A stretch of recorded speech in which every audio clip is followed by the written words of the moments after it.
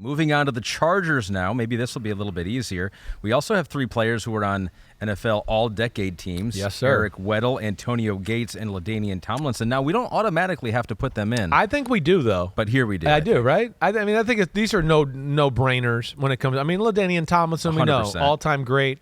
Antonio Gates is one of the best tight ends in the history of football. Yep.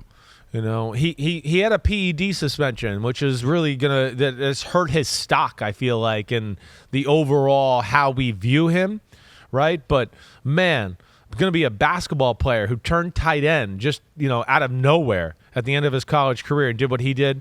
And Weddle was a special safety. Mm-hmm. Now it gets after those 3, which are slam dunks. This is where it gets interesting for the Chargers. So. What one? Keenan Allen. I think that's where we go. I think we go there. Needs to be in there. Yeah, I think Keenan Allen he's the marquee wide receiver for their football team this century, right? I don't think there's any doubt about that. No disrespect to Vincent Jackson and Malcolm Floyd and some of these other guys who had great, little runs with the Chargers. Yep. But Keenan Allen's been a staple there, whether it was Phillip Rivers or now Justin Herbert. The ball goes to him. So I have no problem with Keenan Allen. I think he is on the list for sure. 5-time Pro Bowler, was a comeback player of the year, was a rookie of the year when he first started out. Yeah, Keenan Allen is in. Junior Seau now played most of his career in the 90s. I know. So that's where, we know who he's an all-time great. He's a legend, right? But I look at him as a 90s. He's a Hall of Famer, but... Right. He's a 90s player here. We're not going to, just because of those 3 years, which weren't even necessarily his best years of his career. Yeah, they were Pro Bowl years, and then he played in Miami after that and New England. Yeah, so what a long career I know. for Junior Seau. Unbelievable. He is off the list. Now, Sean Merriman.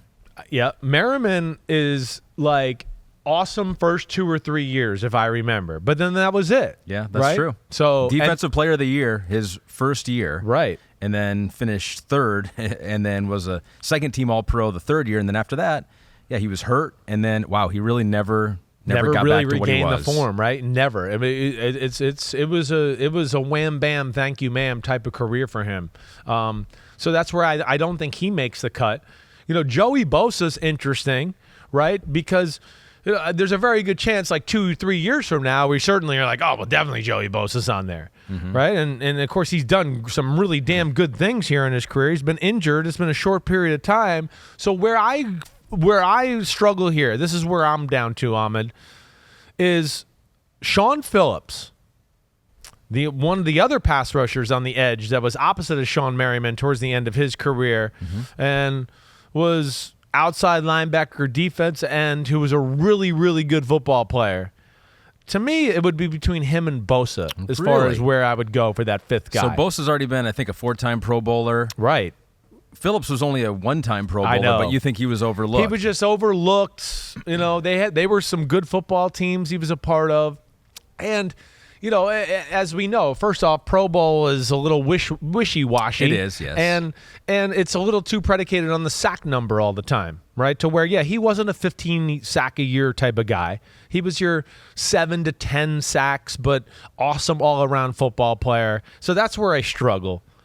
I don't. This is the typical case of, do we want to go quantity or quality?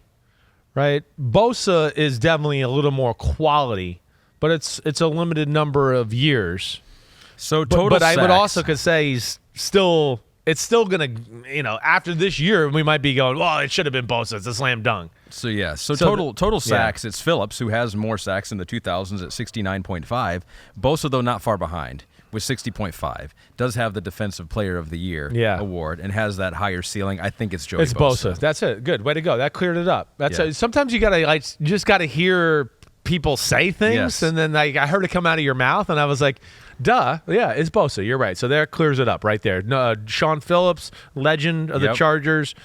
Junior Seau, legend of football, period. Sean Merriman, legend of the Chargers, but they don't make the list. Sorry. Yeah, Seau, 3 seasons in San Diego, 3 Pro Bowls, 1 All-Pro, so still was very good, but just didn't play enough in the 2000s. And as far as the receiver numbers, Gates was over 11,000 yards and 116 touchdowns. It's insane. In the 2000s. It's insane. He was the first tight end that rivaled Tony Gonzalez on a yearly basis, where we were like, whoa, wait, Tony Gonzalez isn't going to lead the NFL in receiving at tight end?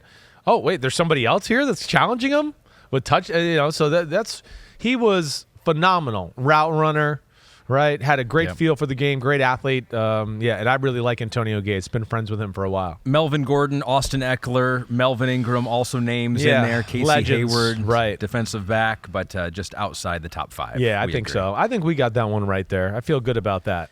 Yo, thanks for watching, homies. It's the off season, but there's no off season for us here at Unbuttoned. Me, Ahmed Fareed, we're going to hit all the stories. So hit subscribe for us, okay? We got a ton coming up. My draft prospect rankings, my Simms top 40 quarterback countdown, and videos of me and NFL QBs playing catch and talking about their development and mechanics. Again, thanks for watching. Remember to subscribe. Peace out, homies. See you soon.